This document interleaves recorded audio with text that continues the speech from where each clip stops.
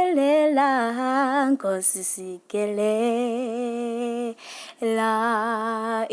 Africa. So that's me singing. I really like it.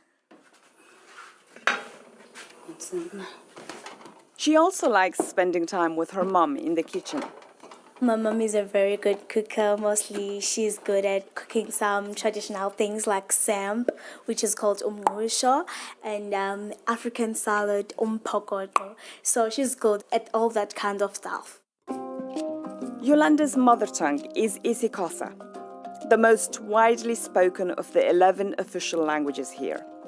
As you can hear, the speech features a lot of clicking sounds. They're click consonants. Yolanda goes to a school in nearby King Williamstown. This program was recorded before the COVID-19 pandemic caused schools here to shut. At my school, we have problems like other South African schools. A shortage of teachers. There's no teacher because he's busy with other things or in other class. Maybe he had a physics and a maths at the same time, but he will have to choose or be like, okay, today I'm going to do maths, then the next day I'm going to do physics. Another issue that we have, it's a lackage of textbooks because some children lost them. So now we are suffering because they ain't enough, and each and every year there are more children and less textbooks. So we always share, or we don't even have them if there's no opportunity to share. It's not only affecting Eastern Cape, it's a country problem. That means all of our schools here at South Africa have these problems. So we just need help. The education system in South Africa is widely regarded to be failing.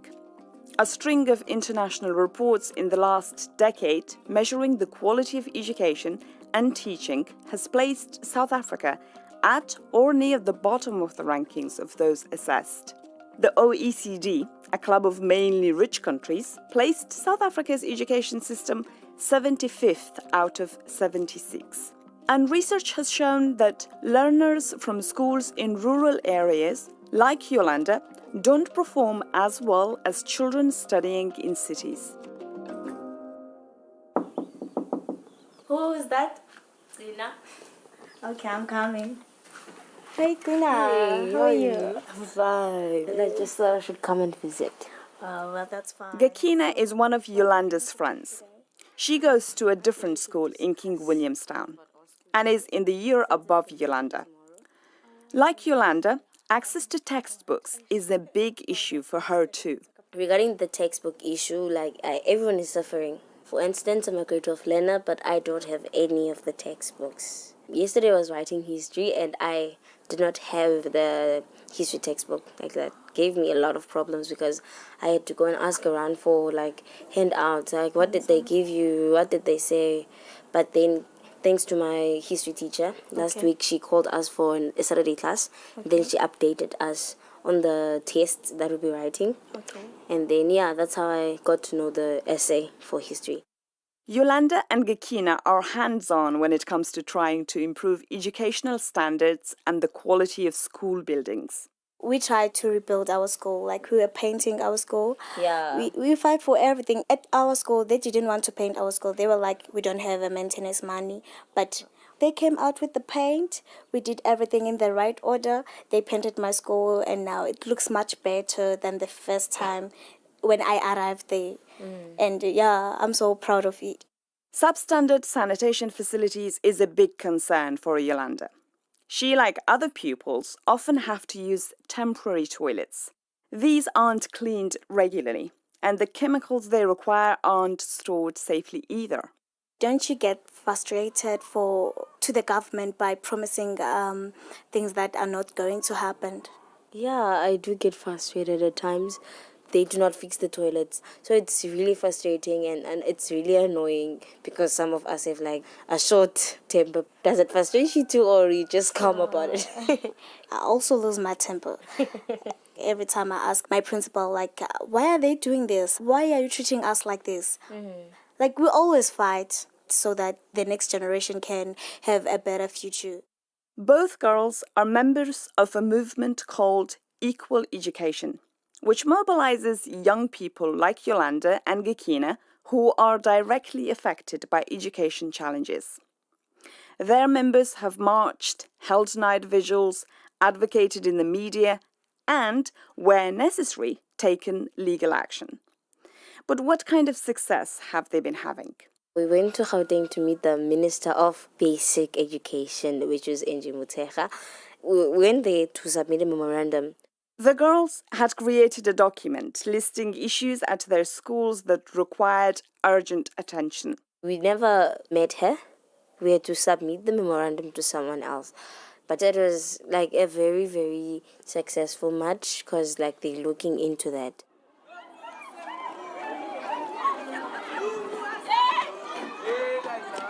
Yolanda attends Charles Morgan High School. More than 600 pupils aged between 4 and 18 study here. The principal is Golego Seko Anze. He has spent his working life at the school and has been running it since 2003. What are the biggest challenges you face as a principal school? I think when it comes to infrastructure, there are a lot of challenges. This school was built in 1946 and it was built by missionaries. And when it comes to revamping and redeveloping it, we are not consulted by the department. Sometimes they just provide something which is cheaper and something which is not going to last for a long time. That's the kind of things that they are doing. They are not building quality schools whereby the school will sustain for 10 to 20 years because they just do quick fix. The situation of toilet, why are they ain't open yet? Because they are already done, as we can see. The toilets were built by the Department of Education, and the department has got an obligation to do a kind of a handover before we can be able to utilize those toilets. Okay, so have you ever go to the temporal toilet which you are using at this moment? Because if you can go there, they ain't in a proper way because those chemicals haven't been changed. I thought the situation is fine with those toilets because I've never been there. And the learners themselves have got a role to remind me or caution me if they see something wrong there so that I can be able to report directly to the person who's owning those toilets. May I ask if is the government giving you a good support building this school or through making this a proper school? No, they are not giving me full support. The department is not building us a proper model kind of an institution. That's the challenge that we're experiencing. But Yolanda is not just frustrated by poor infrastructure. She feels that education standards aren't as good as they should be, and that the best teachers don't stay long. Teachers are moved from one school to another due to the number of learners. That's what affected us this year. When the learners experienced such a kind of challenge, they brought it to my attention, and I tried my level best to do as they wish and support them and make sure that I organize teachers in order to bring solutions. The department is really not assisting us 100%. They are trying partially, but it's their policy together with our unions, which is saying if teacher needs to move, he or she can move as they wish. To try and find out why things are so bad in the Eastern Cape, Yolanda is taking a journey to try and get some answers.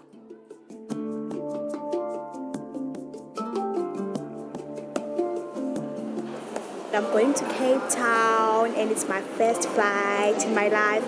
I feel so excited but scared at the same time. Also going with my mom for our first flight in our life, so she's also coming with me in Cape Town.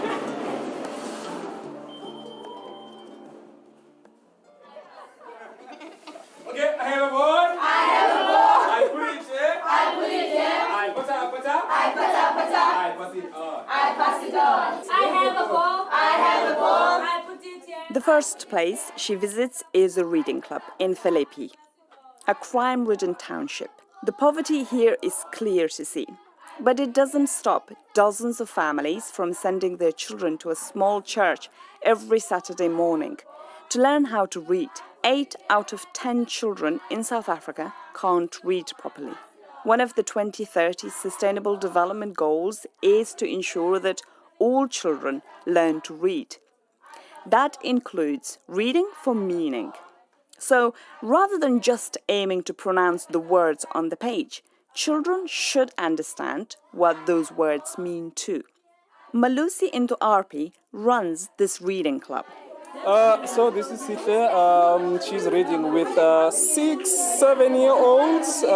So she's reading aloud with them. I guess she's their reading buddy. I chose this book because I found it interesting.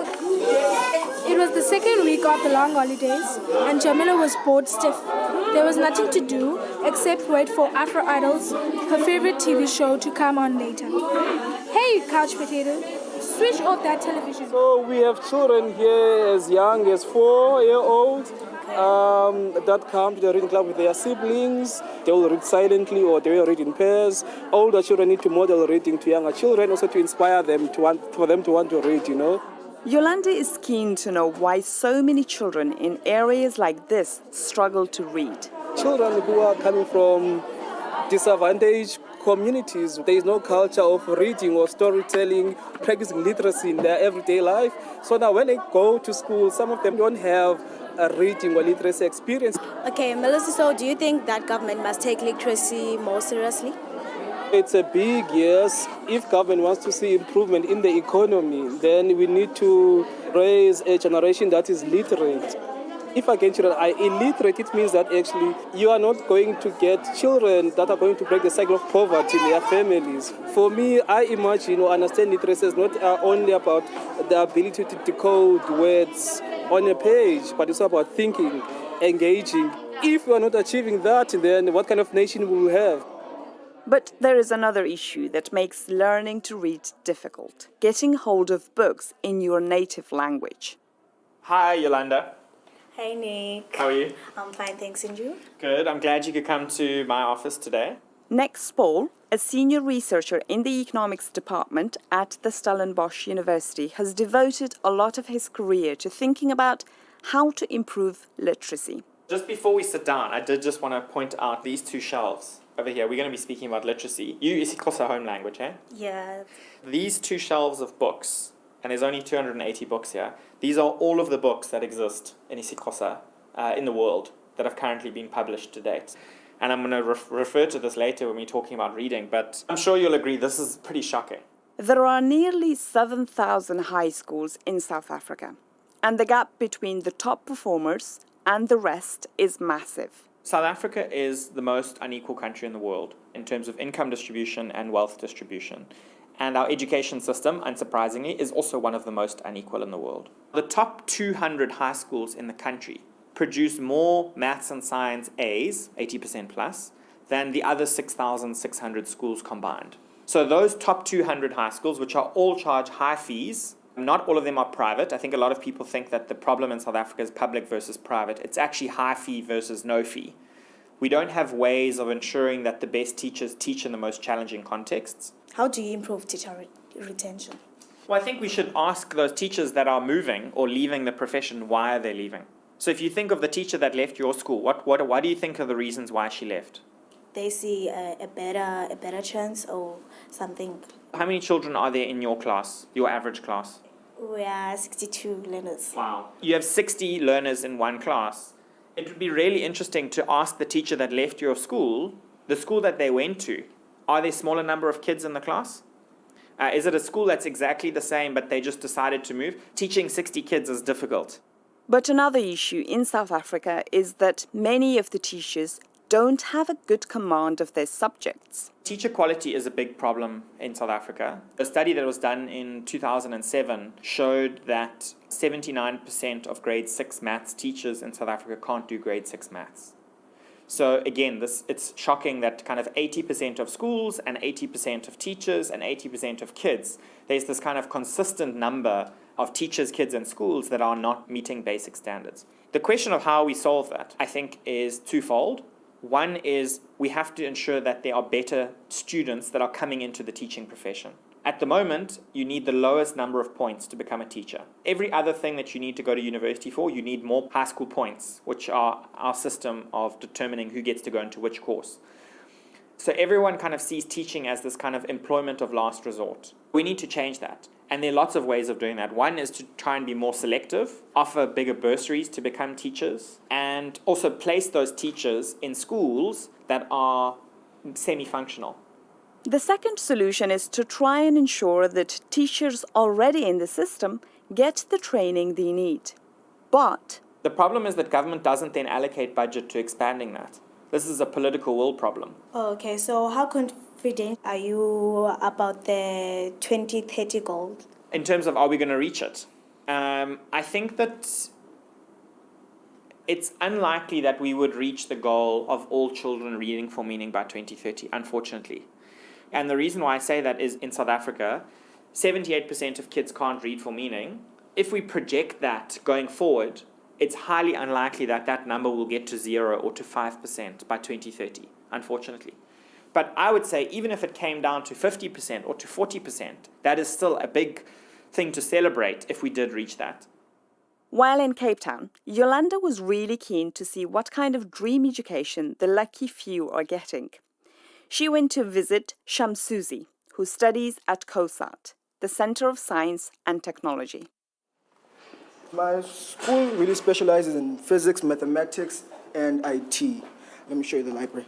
Okay. These are the books actually categorized by alphabet from A to Z by author, actually. And down below, you can see all the books that relate to science and technology. Yolanda, do you have a library like this at your school? Well, no, we don't have a library at my school. It's a beautiful library, though. So we can now go and see the computer lab. Okay. You also have netball fields. So we do a lot of things. We do netball, we do soccer, we do, I think, rugby. Let's go this way. We have 3 labs. This is the second one. We have 30 computers. We basically learn the theory of coding and sort of the practical work. So we're all doing big projects, so you have to do an app. The topic we're given this year was to do an app about booking, like flights. It's pretty hectic, and the due date is tomorrow, and I'm not done. I'm actually stressed out. Do you have computers at your school? We don't have a computer lab at my school, but when I was at primary, I used to do computer. So at least there's something that I had when I was little. We do also have tablets. I think we were given tablets about a year or 2 ago by the government. We were like the top school in 5 consecutive years, so the government sort of gave us tablets. So finally, we can now go to our classes. You can see we have a projector there, which is where our teacher mostly does her presentations about what topic we'll be doing that specific day. And you don't use chalk, I'm sure. So you use a marker. Wow, this is a great school, like for real. We're still using chalk, and we have to write things on the board. And we do also have Wi-Fi at the school, so that's pretty cool. We also have Wi-Fi at my school, but we ain't allowed to use it. They don't give us password. So it's only used by teachers or a clerk. So yeah, Kasumzi, how do you feel about being in this school? I feel like I don't deserve this education I'm getting because I'm not a very good student. Not say I'm bad, but I'm not really attentive in a way. So I feel very honored to be in the school and to be around people who are determined and have passion for education. In terms of infrastructure, I wish every school was like this. The teachers are on time, they do their job, they do it perfectly. Yolanda, it was nice meeting you. I mean, you're an interesting person, you're very determined, I can see that, and you're beautiful. You're very beautiful. Well, thank you, Kasumzi, for having this conversation with me. It was also nice meeting you. Flattery will get you everywhere. But what did Yolanda make of seeing the facilities that the privileged few students get access to? I see the difference between my school and his school. I see his school having a bright future when it comes to academics. I think government needs to do more so that even my school can look like Kasumzi's school, because we need some special equipment. As he had said, they had laptops like science lab, libraries, so we just need more equipment, which is going to help us. Yolanda was keen to know why all schools can't be like the one Shamsuzi goes to. An obvious person to ask was Angie Motshega, the Minister of Basic Education in South Africa. The producer of this program approached her office to ask whether she would talk to Yolanda and was told that her busy diary meant she would not be able to. But Stephen Taylor, who is in charge of research monitoring and evaluation at the South African National Department of Basic Education, did listen to Yolanda's concerns. For my school, we once had a problem with the sanitation. I had to make a march to Department of Education to demand toilets by my own self and get assistance from other students. Why do I have to make a march while you know that you have problems such as that we're facing? Because you know sanitation is very important and it matters to us. We do know as government, we know there are these challenges around proper sanitation, inappropriate buildings sometimes. And so that's why it's on the top of our priority list. That's why we have special programs and initiatives like the SAFE initiative, which is really spearheaded by the president himself to really deal with identifying those schools where there are still cases of inadequate sanitation and to eradicating that. As I told you that we had to march and we had a meeting with the Department of Education. And when we asked them about the toilet, they say that they have too much debt. Where does this all money goes to? Part of the answer there is that a lot of resourcing goes to salaries, and our teachers get paid well in South Africa relative to many of the other countries in the region. And so even though in some ways we do spend a lot of money on education, we still maybe have challenges around funding things other than salaries, such as infrastructure. It's well known in South Africa that there's no new money coming through. We're really in a situation where we have to cut back on government spending somewhat. And so the government is in a bit of a squeeze at the moment around funding new projects. Can you make a promise that the coming generation will have a better education than what I had? Are you going to meet the SDG goals in 2030? I think there's some goals where we perhaps are on track and others where maybe we're behind where we would need to be. Sometimes we get caught up in simplistic narratives where things are either good or bad.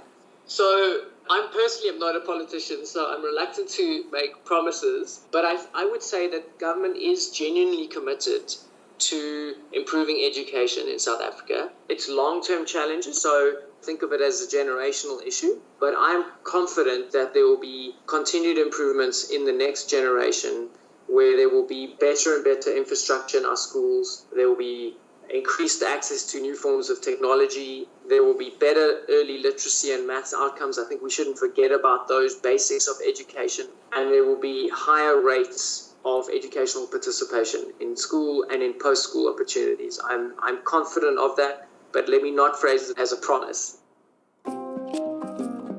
So what does Yolanda make of that?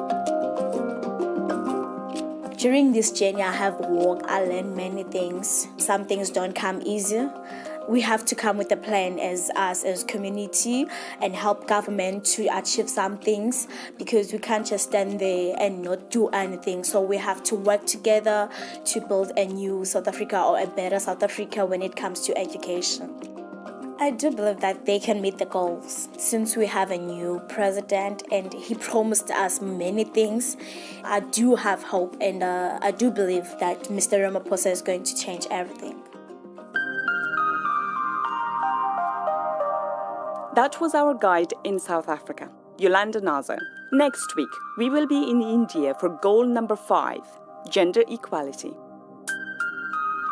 This edition of Project 17 was produced by Ben Carter. I'm Sana Safi. This program was made in partnership with the Open University.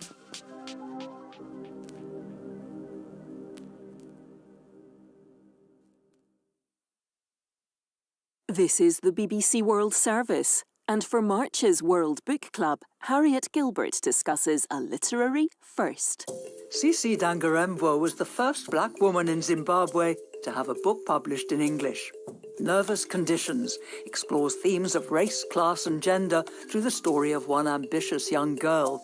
I'll be joined by Cici to learn more about her prize-winning novel.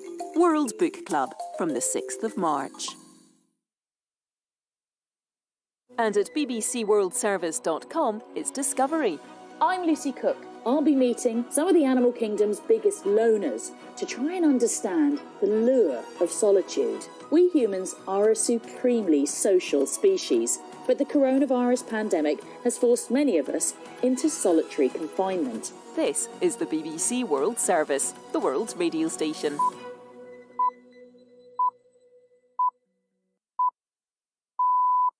Coming up, it's World Book Club, and this month we chat with the much-loved American-British author Bill Bryson about his hugely popular travelogue, Notes from a Small Island.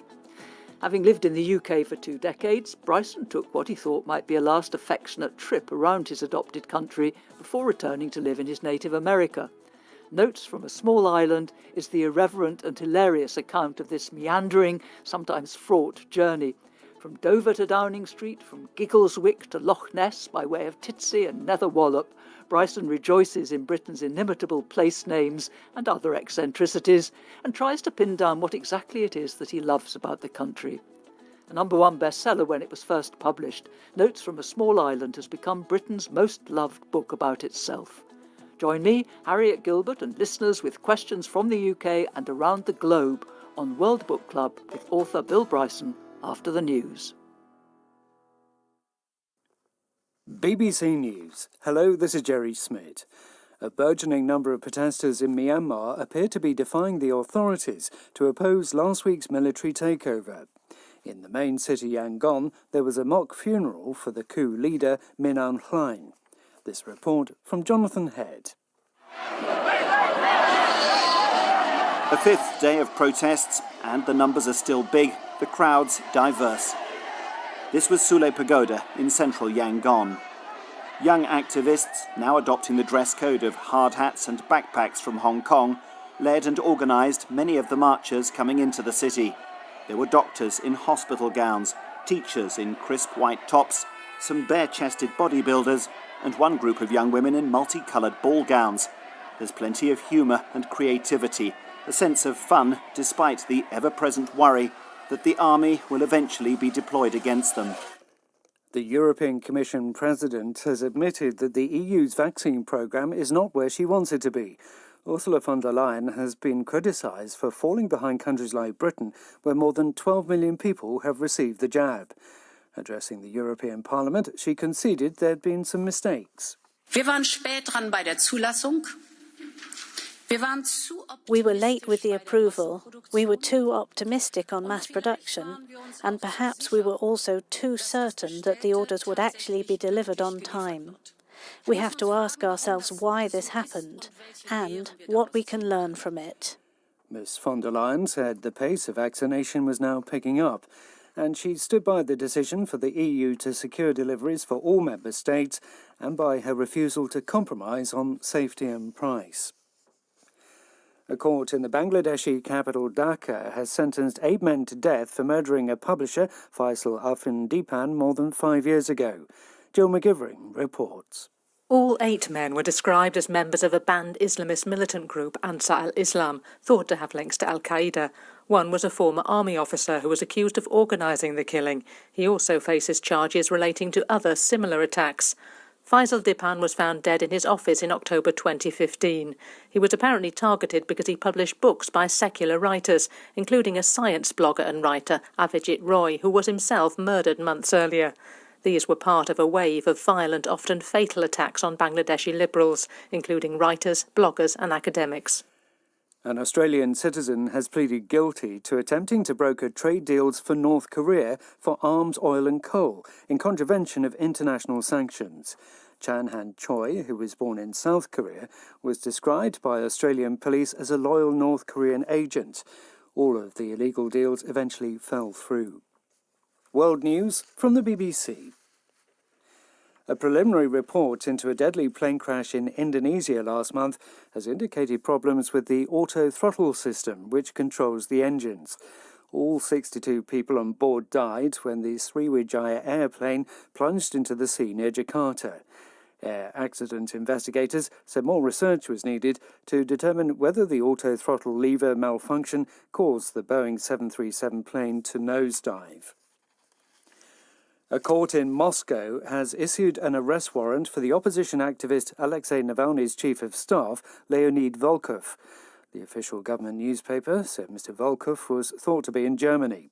From Moscow, here's Sarah Rainsford. Leonid Volkov runs a network of offices across Russia staffed by allies of Alexei Navalny. Declaring him wanted in the 9 countries of the CIS, including Belarus and Kazakhstan, won't make much difference as he lives in Europe. But it does underline how Russia is determined to pursue those linked to Mr. Navalny, the opposition politician who was poisoned and is now in jail. Mr. Volkov, who's organised a series of street protests in support of Mr. Navalny, is accused of calling under-18s to take part. Investigators claim they can prove that with linguistic analysis of one of his videos on YouTube. Leonid Volkov has called the case an invention and said he doesn't give a damn about the charge. Private media in Poland have switched off their regular programmes and blackened their screens for a day in a protest against a proposed tax on advertisements. The 24-hour news channels owned by the largest private broadcasters argue that the tax is cripplingly high and will stifle independence. The Polish government says the tax will raise money for the National Health Fund. Ghana's parliament has suspended sittings for 3 weeks because of increasing coronavirus cases among lawmakers and staff. 17 MPs have contracted the virus, as well as 150 support staff. BBC News. Hello, this is the BBC World Service. I'm Harriet Gilbert. Welcome to World Book Club. This month we've been reading a massive international bestseller with a deceptively modest title, Notes from a Small Island. What the book is a very funny account of a journey taken around Britain by the American-born author Bill Bryson. And from Hampshire in southern England, where he lives, Bill now joins me to talk about it with readers from all over the world. Bill, welcome to World Book Club. Well, thank you. I'm very delighted and honoured to be with you. Well, we're honoured to have you. And Bill Bryson, now to business. Notes from a Small Island, published in 1995 and still very much in print, having to date sold more than 3 million copies around the world, and being voted by the British the book that best represents their country. When Bill wrote it, he'd been living in Britain for 22 years or so, but was about to return to the USA. So he decided to have one last look at his adopted land, travelling from town to town mainly by train, by bus, and for long stretches on foot. Up to a point, his account of the journey covers things you'd expect from a travelogue. We get evocative descriptions of landscape. For miles around, the Dorset hills rolled and billowed like a shaken-out blanket settling on a bed, he writes, for instance. And he visits museums and sites of historic interest. But mainly he's fascinated by people. The monstrously dictatorial landlady of a guest house, the locomotive obsessive with whom he gets stuck on a long train journey in Wales, and, most of all, he's enthralled by what he sees as the sometimes endearing, sometimes enraging, bizarre beliefs and habits of the British. And, Bill Bryson, could we start by hearing from the very beginning of Notes from a Small Island, where, in a kind of prequel, you're describing not this journey, but your very first encounter with the British about a quarter of a century earlier? Of course. My first sight of England was on a foggy March night in 1973, when I arrived on the midnight ferry from Calais. For 20 minutes, the terminal area was aswarm with activity as cars and lorries poured forth, customs people did their duties, and everyone made for the London road.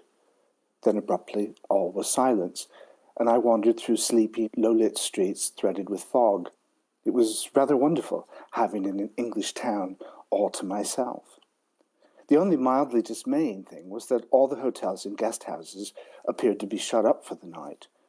I walked as far as the rail station, thinking I'd catch a train to London, but the station too was dark and shuttered. I was standing wondering what to do when I noticed a grey light of television filling an upstairs window of a guest house across the road. Hooray, I thought, someone awake, and hastened across, planning humble apologies to the kindly owner for the lateness of my arrival, and imagining a cheery conversation which included the line, "Oh, but I couldn't possibly ask you to feed me at this hour. No, honestly. Well, if you're quite sure it's no trouble, then perhaps just a roast beef sandwich and a large dill pickle, with perhaps some potato salad and a bottle of beer." The front path was pitch dark, and in my eagerness and unfamiliarity with British doorways, I tripped on a step, crashing face first into the door and sending half a dozen empty milk bottles clattering. Almost immediately, the upstairs window opened. "Who's that?" came a sharp voice. I stepped back, rubbing my nose, and peered up at a silhouette with hair curlers. "Hello, I'm looking for a room," I said. "We're shot." And welcome to Dover, or at least welcome That was my to... introduction to the English, yes. Oh, that was the way it was in the early 1970s anyway.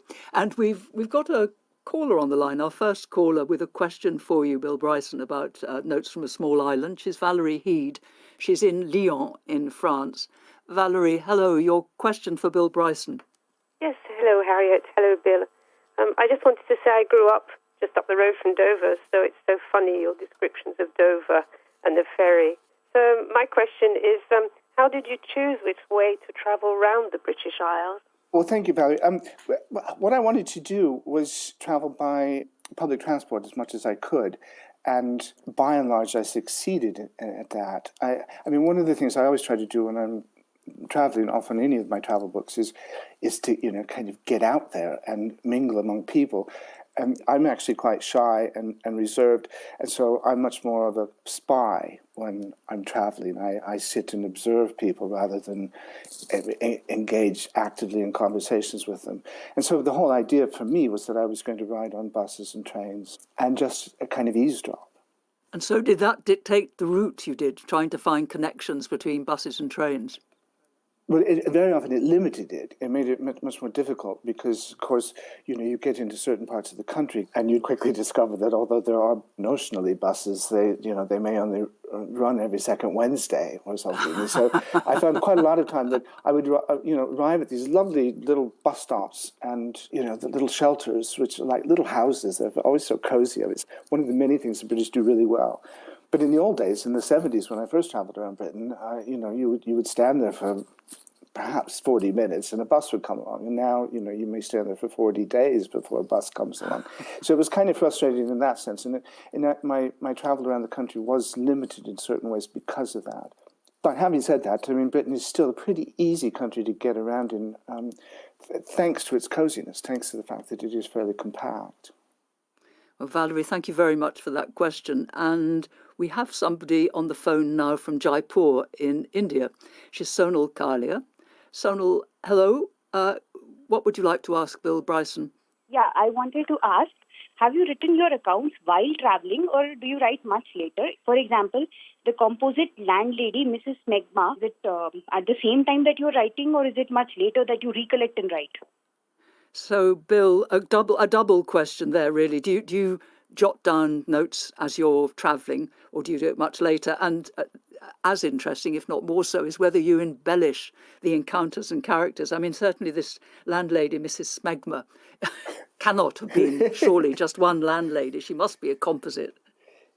Yeah, she is. And no, to answer the second part of the question first, then, yes, I do embellish. I mean, you couldn't write a comic narrative without sometimes embellishing it. I would like to think that it's pretty clear when I'm exaggerating for comic effect or when I'm taking liberties with literal truth. In terms of taking notes as I go, when I first started doing travel books, I did take copious notes. And then I realized that's essentially all I was doing. I was spending the whole day just taking notes and not actually observing things. And so I then hit on the idea that what I would do when I travel is I take lots and lots of photographs to use as aide-memoire. And the only thing I tend to write down at the time is something that I think I will need to remember verbatim later, like perhaps an inscription on a gravestone or something like that. But the rest I leave to memory. And my feeling is that if you wait a few weeks, you forget an awful lot of the detail, but what you remember after a few weeks is the important stuff, the stuff that's worth remembering. And that's the point at which I start trying to recollect what happened and putting it into written words in a book. Bill Bryson, thank you, and thank you for your question, Sonal. And we have a question now that was emailed to World Book Club from New York. It's from Deborah Burke. And she says, I'm a huge fan of Bill Bryson. And over a year ago, I picked up a used copy of Notes from a Small Island at a wonderful bookstore in Detroit, Michigan, that used to be a glove factory. Anyway, my question is this. As a writer myself, my goal is usually to cut out all the boring bits in quotes, i.e. the train schedules or the state of a room. But in this book, These details are the driving action. It's a credit to your writing style that I was absolutely tense at times about whether you were going to arrive at your next destination in time to get a decent meal. As a trained journalist, how did you develop your writing style to include all the mundane details that set this book apart from most, if not all, travel writing? Well, thank you for the question. I don't know if I've ever been praised for being mundane before. I'm very honoured. But I think two things when I'm writing a book. One is that this book is quite an investment for the reader, both in time. I mean, it takes a long time to read a book. And, life is finite, so we can each of us read only so many books. So I think you owe it to the reader to try to engage them as much as you can by keeping things interesting and moving along. So I have that in my mind all the time. And I think that sometimes mundane things can do that. But mostly what I do when I'm writing a book is I try to imagine that I'm talking to a friend or my brother or someone that I know well and am comfortable with. And I do exactly the same thing I would do as if I were, meeting you for a drink in the pub, which isn't telling you a story, which is just to try and keep it as interesting as I can and to remove as much extraneous and distracting details as I think is necessary. Well, Bill Bryson, thank you very much. And a question now that comes from Vienna in Austria. It's from Franziska Fisken, and she called in to ask this earlier. Hello, Bill. This is Franziska Fisken. I am a retired teacher and half German Englishwoman living in Vienna, Austria, and I feel particularly fond of Notes of a Small Island. From your book, I presume you prefer the conviviality of local shops on the high street to shopping malls or online shopping. Lockdowns have pushed people quicker into deserting their high streets in order to order online, thus accelerating the phenomenon that post-corona more people won't bother shopping in their high streets, which I think is a shame. What do you think? Thank you very much. So, Bill Bryson, do you prefer the conviviality of high street shops to shopping malls and, well, obviously online shopping is hardly convivial at all? Yes, well, thank you, Franziska, for the call, and I'm absolutely with you. I don't like shopping malls at all. It's been a great and ongoing sadness to me to see high streets declining, not just in Britain but everywhere.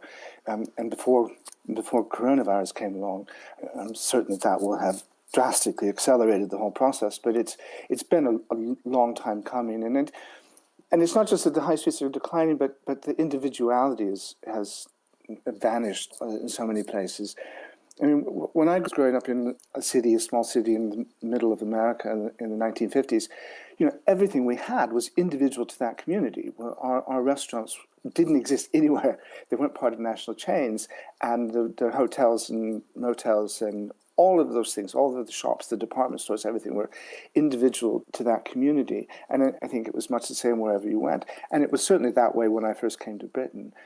And now, it's not just that there are shopping malls everywhere, but when you go in the malls, they are indistinguishable from malls anywhere else on the planet. If you go to Westfield in London, you will see more or less exactly the same shops as you would see at a shopping mall in Des Moines, my hometown in Iowa. And I find that dispiriting. And one of the great things I loved about Britain when I first came here in the early 1970s, and it was true wherever you went in the world back then, was that everything was new. It was all to be discovered. There was very, very little that existed in Britain at that time that was immediately familiar to me. And now, of course, people coming to Britain for the first time, they have all those things that they have at home. And I think that's a great loss.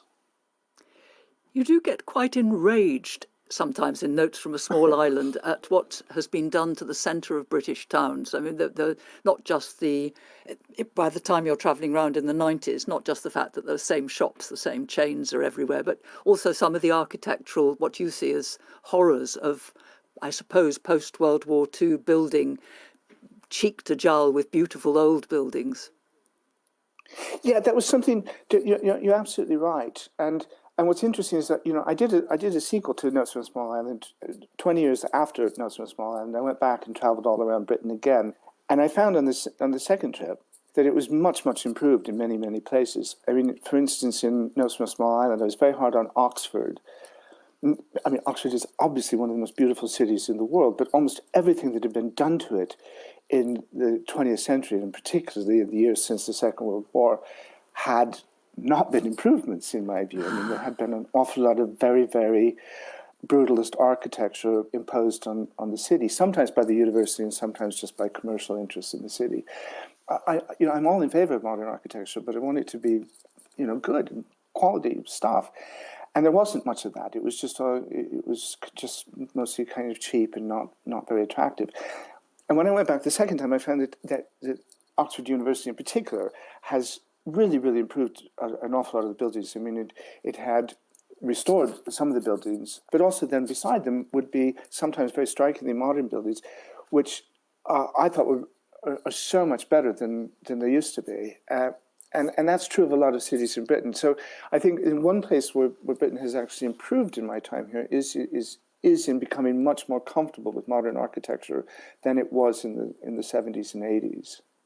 Thank you, Bill Bryson. And you may have been slightly impolite about Oxford in the 1990s, but one city in the book that you are, well, one of many cities actually, that you are totally full of praise for is London.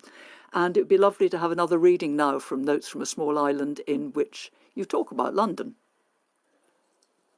I do find London exciting, much as I hate to agree with that tedious old git Samuel Johnson.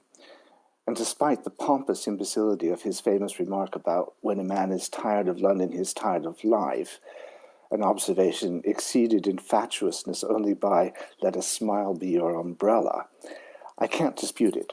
After 7 years of living in the country, in the sort of place where a dead cow draws a crowd, London can seem a bit dazzling. I can never understand why Londoners fail to see that they live in the most wonderful city in the world. It is far more beautiful and interesting than Paris, if you ask me, and more lively than anywhere but New York. And even New York can't touch it in lots of important ways. It has more history, finer parks, a livelier and more varied press, better theaters, more numerous orchestras and museums, leafier squares, safer streets, and more courteous inhabitants than any other large city in the world. And it has more congenial small things, incidental civilities, you might call them, than any other city I know. Cherry red pillar boxes, drivers who actually stop for you on pedestrian crossings, lovely forgotten churches with wonderful names like St. Andrew by the Wardrobe and St. Giles Cripplegate, sudden pockets of quiet like Lincoln's Inn and Red Lion Square, interesting statues of obscure Victorians in togas, pubs, black cabs, double-decker buses, helpful policemen, polite notices, people who will stop to help you when you fall down or drop your shopping, benches everywhere. What other great city would trouble to put blue plaques on houses to let you know what famous person once lived there, or warn you to look left or right before stepping off the curb? I'll tell you, none. Bill Bryson, thank you very much. I would just interject here if I may. I would love to have a chance to alter some of that. The first paragraph I would strike from the book immediately. I don't know why I called Samuel Johnson the tedious old git. It was obviously not a good day for me. You write these things, and when you write them, you don't stop to think that these are observations that will live with you forever. And it is kind of horrifying sometimes to go back and see what you wrote 20 or 30 years ago and realize that there's nothing you could do about it now.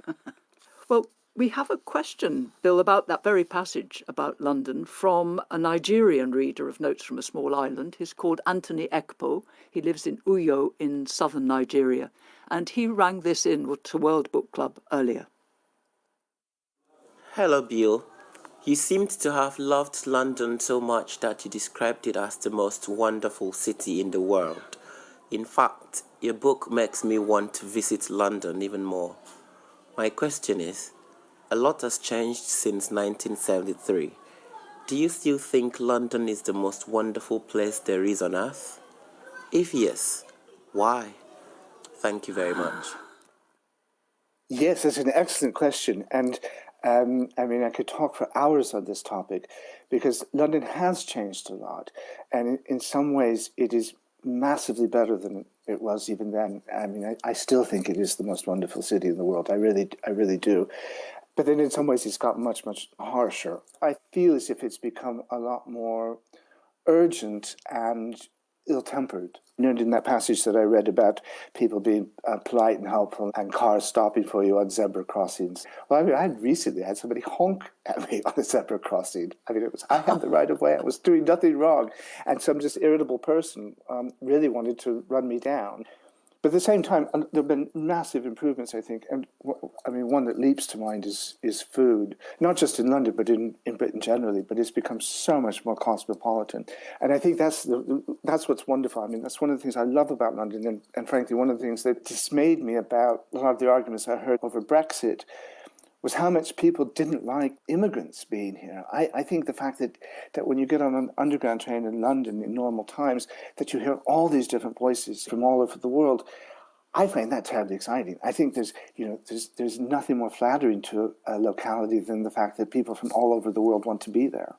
In a way that, it was in the early 1970s, but it's like times 10 now. Certainly one big change in London over the last 30 years or so concerns the newspaper industry in which you worked. I mean, it was bang in the centre of London back then. And then, in fact, even when you first worked on the Times newspaper, it was in central London. And then while you were there, it was moved to the eastern end of London. And we've got a listener on the phone now who's got a question about that. She's Mavis Alagar. Hello, Bill. Such a delight to talk to you. I started your book on New Year's Day, and it was such a good way to start the year. It's a long time since I laughed out loud so much. I was interested to read how Fleet Street was decimated and the whole newspaper industry changed. Is it your conclusion that this was a change for the better? Well, thank you for your question.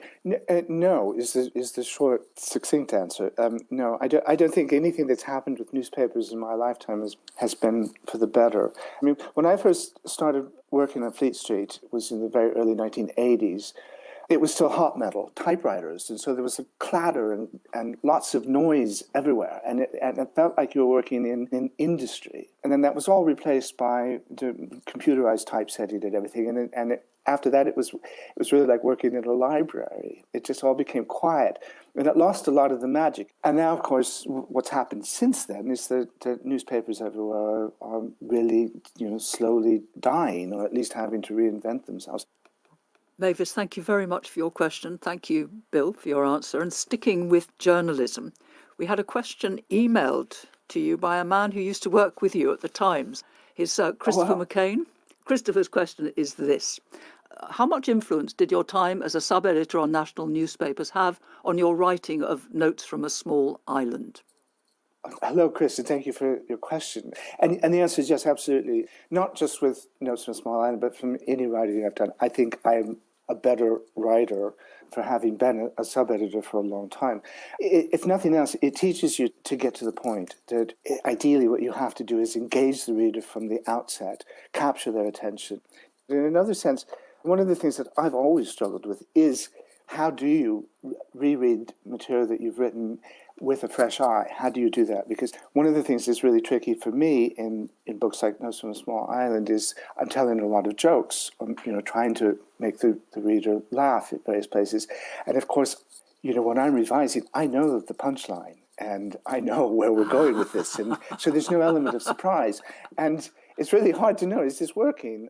So I wish there was some really, really good trick for being able to read these things afresh. When you're writing the first draft, do you ever make yourself laugh at your jokes? Almost never. Almost never. I mean, once or twice, really, in my whole career, have I written something and then found myself chuckling at it. And I couldn't even give you an example of that now. Bill Bryson, thank you. We've got lots more questions about Notes from a Small Island, but first a quick pause for the news. And to remind you that there's an archive of more than 200 World Book Club interviews you can access through our website. Back shortly, the news right after this. This is the BBC World Service, getting inside the brain of one of the richest people on the planet. What does it take to earn thousands every single second? and amass an estimated fortune of nearly $200 billion. In some ways, it seems like Jeff was born with a customer gene. Jeff Bezos is the founder of the world's largest online retailer. Satisfying customers. That strategy is good for making money. He can kind of peer into the future and force new things. Embrace innovation, embrace experimentation, and accept that many of the things you try won't work. From books to food, from cloud computing to space exploration. If the world economy and population is to keep expanding, space is the only way to go. I'm David Baker, and I'll be finding out the secrets of his success. Inside the brain of Jeff Bezos. Tuesday at 9:20 GMT. Coming up, it's this month's edition of World Book Club with me, Harriet Gilbert, talking with American-British author Bill Bryson about his best-selling travelogue, Notes from a Small Island, an irreverent and hilarious account of a meandering journey Bryson took around Britain some 25 years ago. In an attempt to pinpoint what he'd come to love about the country, it remains the book Britons most enjoy reading about themselves. But how does Bryson see the country now? World Book Club after the news. BBC News with Jerry Smith. A growing number of protesters in Myanmar are defying the authorities to oppose last week's military takeover. The demonstrations, by a diverse group, including many civil servants, students, doctors and teachers, are continuing into a fifth day. Some are using fancy dress and hard hats. The European Commission President has admitted that the EU's vaccine programme is not where she wants it to be. Ursula von der Leyen told the European Parliament that the Commission was late with ordering, too optimistic about mass production, and perhaps too confident about the security of supply. Reports from Germany say the government plans to extend tough coronavirus restrictions until the middle of March because of worries about the spread of contagious variants of the disease.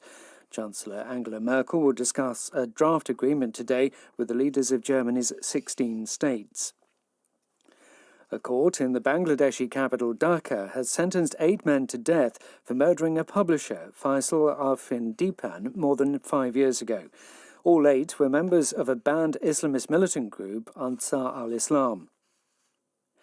A court in Moscow has issued an arrest warrant for the opposition activist Alexei Navalny's chief of staff, Leonid Volkov. A BBC correspondent in Moscow says the move shows the Kremlin's determination to pursue his entire team. At least 2 people have been killed and 5 others injured in 3 car bomb blasts in the Afghan capital Kabul. One of the dead is a district police chief. Ghana's parliament has suspended sittings for 3 weeks because of increasing coronavirus cases among lawmakers and staff. 17 MPs have contracted the virus. And President Recep Tayyip Erdogan of Turkey has announced a plan to send a mission to the moon by 2023. And that's the BBC News. Hello, this is World Book Club, and here with us answering questions about Notes from a Small Island, his very funny and somewhat perplexed look at the British and their habits, is its American-born author, Bill Bryson. Bill, another question for you now from Franziska Fisken in Vienna, who wanted to ask this.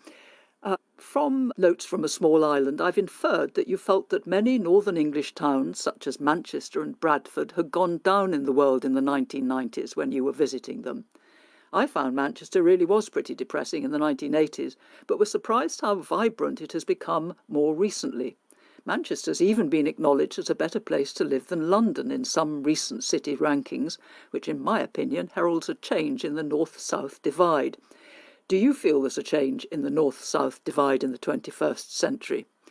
The north-south divide in England specifically being that it is widely believed, with some justification, that the wealth and the power resides in the south of the country and that the north of the country is rather left behind in terms of say-so in how the country is governed and in terms of economics. But do you feel, along with Franziska, that that is changing now in the 21st century? Yes, I do, actually. I remember very clearly that my wife and I moved with our young children to the Yorkshire Dales. And part of the reason we went there was because life was so much cheaper in the north. Also, I was very attracted by the beauty of it. And we sold a nondescript pre-war semi-detached house in Surrey, and we ended up buying a really nice old farmhouse, with an acre of land in the Yorkshire Dales. And I don't think you could do that as easily now. There may still be some sort of divide between house prices in the north and the south, but I don't think it's nearly as pronounced as it was. So I do think the north has caught up a lot. As Francisca mentioned, an awful lot of the cities in the north have become a lot more dynamic and lively. There was an era in many of those old industrial cities in the north, certainly when I was traveling in Britain in the 70s, of decline. They had lost their industry and they hadn't really found new roles for themselves. And I think they have now, by and large. Well, we have a question now from the north of England. It's from Terence Graham, who was originally from Liverpool and now lives even further north. He lives in County Durham.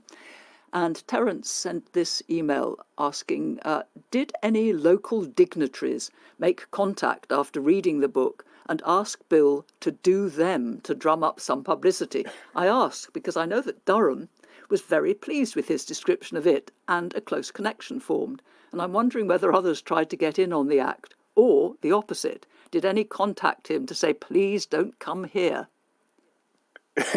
Well, yes, it was a bit of both. I mean, there were some places that were, very disturbed by what I said, and I was hard on places. Sometimes, apologetically. I mean, one of the places I was most hard on in no so small island was Bradford, and I felt so sorry for Bradford because it's no fault of its own that it lost all its mills, and so it pained me to have to write that. And Bradford there were certain city officials in Bradford who were slightly disappointed in what I wrote about it. But then there were other places that were very happy. Durham, you mentioned. Durham, the University of Durham was so delighted with what I wrote about it that they gave me an honorary degree. And when I went I'm not surprised. I think you call it a perfect little city. Yeah, no, and Durham, I was just totally enchanted with it. So I got this honorary degree from the university. I went back and I said even more nice things about Durham in my acceptance speech to this honorary, and then they made me Chancellor of the university. Well, I think it's time now for another reading from Notes from a Small Island. And this is a passage where you're contemplating the British, their relationship with the weather, or maybe it's specifically the English. I'm not quite sure. But anyway, the weather. I have a small tattered clipping that I sometimes carry with me and pull out for purposes of private amusement. It's a weather forecast from the Western Daily Mail, and it says, in toto, outlook, dry and warm, but cooler with some rain. There you have, in a single pithy sentence, the English weather captured to perfection. Dry but rainy, with some warm and cool spells. The Western Daily Mail could run that forecast every day. For all I know, it may, and scarcely ever be wrong. To an outsider, the most striking thing about the English weather is that there isn't very much of it. All those phenomena that elsewhere give nature an edge of excitement, unpredictability, and danger, tornadoes, monsoons, raging blizzards, run-for-your-life hailstorms, are almost wholly unknown in the British Isles. And this is just fine by me. I like wearing the same type of clothing every day of the year. I appreciate not needing air conditioning or mesh screens on the windows to keep out the kind of insects and flying animals that drain your blood or eat away your face while you're sleeping.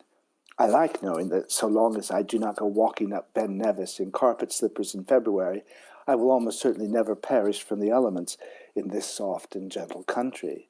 I mention this because as I sat eating my breakfast in the dining room of the Old England Hotel in Bowness on Windermere, 2 days after leaving Morecambe, I was reading an article in the Times about an unseasonable snowstorm, a blizzard, the Times called it, that had gripped parts of East Anglia. According to the Times report, the storm had covered parts of the region with, and I quote, more than 2 inches of snow, and created drifts up to 6 inches high. In response to this, I did something I had never done before. I pulled out my notebook and drafted a letter to the editor, in which I pointed out, in a kindly, helpful way, that 2 inches of snow cannot possibly constitute a blizzard, and that 6 inches of snow is not a drift. A blizzard, I explained, is when you can't get your front door open. Drifts are things that make you lose your car till spring. Cold weather is when you leave part of your flesh on doorknobs, mailbox handles, and other metal objects. And then I crumpled the letter up because I realized I was in serious danger of turning into one of the Colonel Blimp types who sat around me in considerable numbers, eating cornflakes or porridge with their blimpish wives, and without whom hotels like the Old England would not be able to survive. Bill Bryson, thank you very much indeed. And we've got a question now that was emailed to BBC World Book Club from Emily Costanzo in London, who says this. Notes from a Small Island has been criticised for offering its view of Britain from a foreign perspective and therefore not being authentic. Could you please share your thoughts and reaction to such comments? Yes, well, that can be a fair criticism of any travel book, that the whole idea of a traveller is somebody who's essentially by definition coming to a place that they don't know as well as the natives do, and, making observations, interpreting it for a reader. And even now, after all these years, I've now lived more than half my life in Britain. But even now, there's lots and lots of things I feel that I don't know nearly as well as reasonably educated Britain would do. That, my own British equivalent would know certain things about Britain far better than I do. There's still things about the country that confuse me. So I will always be an outsider here. And that is, a handicap in some ways. But it's also, I think, gives you certain advantages, that you see things in ways that natives don't necessarily, that you have a fresh perspective on things. Well, Bill Bryson, thank you very much for that. And we have a questioner now on the phone from Florence in Italy. He's Daniel Gula. And Daniel, hi. You're not Italian, are you? No, I'm not. I'm an American, married to an Italian woman living in Italy. Well, very lovely, living in Florence. Your question for Bill Bryson, Daniel. Hello, Mr. Bryson. I'm an American citizen and have lived in Italy for a very lucky 7 years. Consequently, my fashion sense and diet and gestures and political perspectives have altered quite significantly. Therefore, I wonder which English characteristics and mannerisms displayed in your book have crossed the pond to America with you. I've always believed that the most wonderful thing about having a second country in your life, and it could be virtually any second country, for me it just happens to be Britain, is that it doubles your experience. You are so enriched in so many different ways. I think of all of the things I would never have known about if I hadn't come to Britain. But I think actually for me, it was when I came to Britain, the thing that I very clearly remember was feeling as if this place really suited me. I mean, I felt as if I had found a place that I was much more comfortable in than in my own country, the United States. Not that I was consciously uncomfortable in America, but Britain just seemed right to me. Things that people complain about. I really quite like the weather. I come from a part of the world where summers are blisteringly hot and winters are punishingly, brutally cold. And here was a country that was pretty mild all year round. I really liked that. I loved the British temperament. I loved the kind of politeness, even if it wasn't always sincere, but there's the fact that people were always considerate. The pace of life and the coziness of Britain is something that I think still appeals to me a great deal. Because of the size of it, you can feel as if you're part of one single entity in a way that's much more difficult in the United States, because the United States is so big and sprawling. If like me, you grew up in Iowa, you don't necessarily feel any kinship with someone who's from Florida or Tennessee or Southern California or lots of other places. Whereas I think most people in Britain can relate to most other people in Britain because of the compactness of it. So there were just lots of things like that had enormous influence on me, and a big part of the reason why it kept me here. And finally, I can't depart from this question without mentioning, it's very beautiful. Britain is a very, very beautiful country, and it's looked after itself incredibly well for a long time. And that's something that's very, very important to me, and it's a big part of the reason I'm still here. Yes, because you play quite an important and prominent role in conserving the countryside, or in campaigning to preserve the countryside in Britain, don't you? Well, this kind of goes back to one of the questions we were discussing a little earlier, which is, you have a different perspective if you're an outsider. And one of the things that's striking to me as an outsider is that so many people in Britain seem to think that your heritage is somehow inexhaustible. That you've just got so much of it that you can tear down, this building here, or build on a bit of greenfield site there, and there's just so much more that you don't need to worry about it too much. And in a sense, that's almost kind of true, but at the same time, Britain is a very small place, and there's 1 acre for each inhabitant. And so, if you build on an acre of green land, then that means that's 1 acre that's lost forever. So I do feel that conserving what you've got, because you've got it, and even though you have an abundance of it, it's every single thing is precious. You can't save it all, but I don't think you should discard any of it without giving it some pretty careful thought before you do so. Well, Bill Bryson, thank you. And we've got a question now from a reader in New York. We've already had one question from her, but she wanted to ask you another. She's Deborah Burke, and this is her question. She says, I often read 1-star review of books, i.e. reviews that she knows are going to tell you how awful they are. And she says, and I noticed that for this, most of the 1-stars seem to be particularly affronted by your treatment of a McDonald's employee in Scotland. Thus, when I was reading, I awaited this scene with expectation and was somewhat surprised how near the end it occurred. How did they get so far into the book without learning something about your personality? You're a man who takes breakfast very seriously. That much is clear. And the passage she's referring to is when you get quite enraged because you've ordered a cup of coffee and an egg McMuffin in a McDonald's. And the young man serving you says, do you want an apple turnover with that? And you erupt in a kind of explosion of sarcasm. A, why? And B, did you know that you'd upset readers over that scene? No, well, I didn't know that I'd upset readers over that scene. I would hope that most people would relate to my exasperation with it. It still drives me mad when I go in places and they ask you if you want something that you haven't ordered, because I always feel like I have to then tell them everything on the menu that I don't want. I try to explain to it, if I want something, it's my custom to ask for it. If I haven't asked for it, you can pretty well assume that it's not something that I particularly want on this occasion. And yet you go in, and it's more true at McDonald's than most other places, but it's true all over the place now, that they always ask you if you want some additional item. And the answer for me is a robust no. And I don't think that that's unreasonable at all. I have to say, it's very, very funny to read your controlled fury. I do get exasperated easily in commercial situations.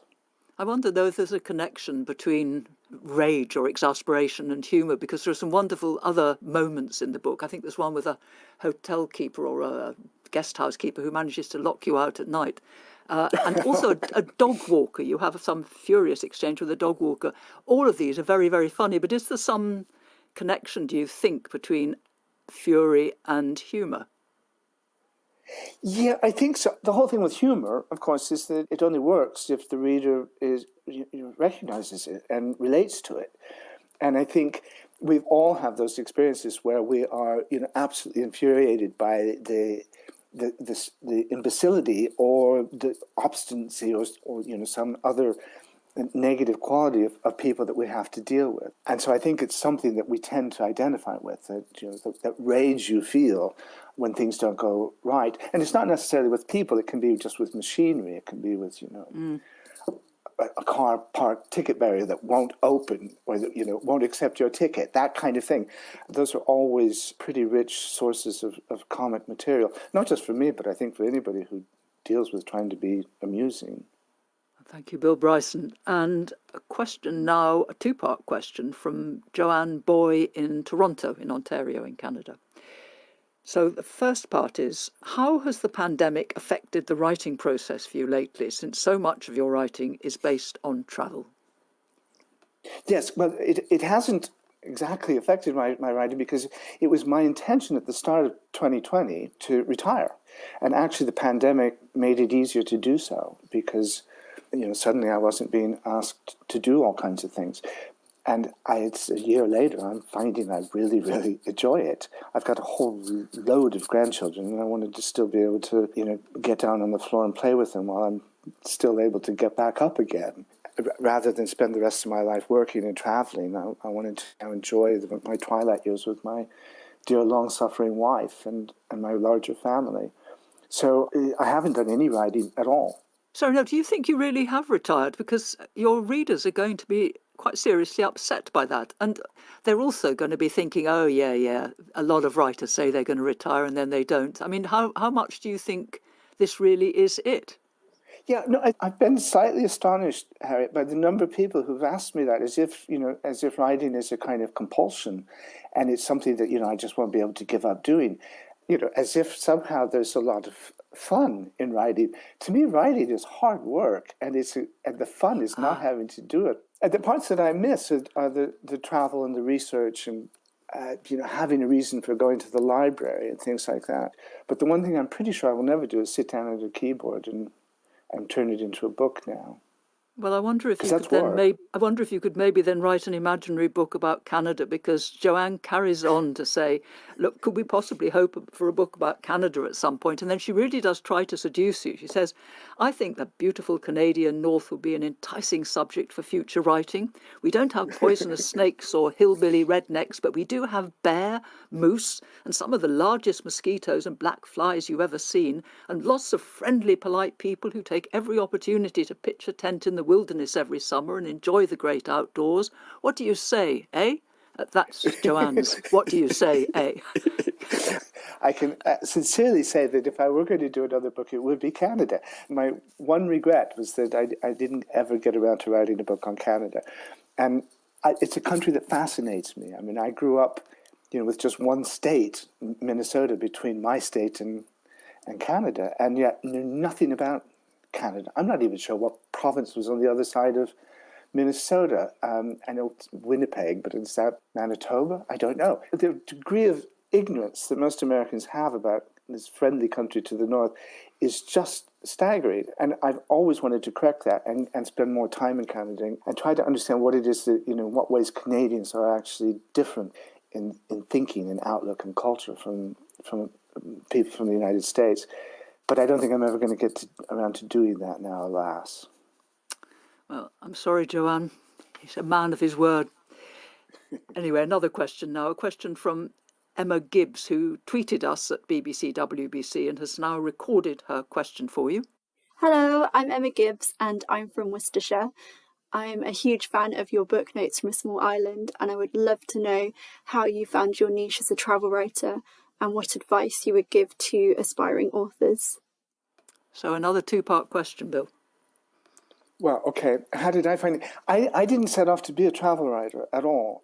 My ambition was simply to make a living out of writing. And it turned out that the very first book that I managed to persuade a publisher to publish was a book called The Lost Continent. And the idea of that was that I would go back to America after having lived away from it for almost 20 years at that point, and travel around the whole country and just see how it had changed and how my relationship with it had changed in those 2 decades. And it was only because that book got pretty good reviews that when I went to my publisher, my British publisher, lunch with him to discuss what I might do next, he said to me, you have to do a travel book. That's what you do now. And I then went off and did another travel book. And I really enjoyed doing travel books, but it was never my ambition to do them exclusively. Okay, well now the second part of Emma's question, which was what advice would you give to aspiring travel writers? And I'm assuming that Emma Gibbs might be an aspiring travel writer. Well,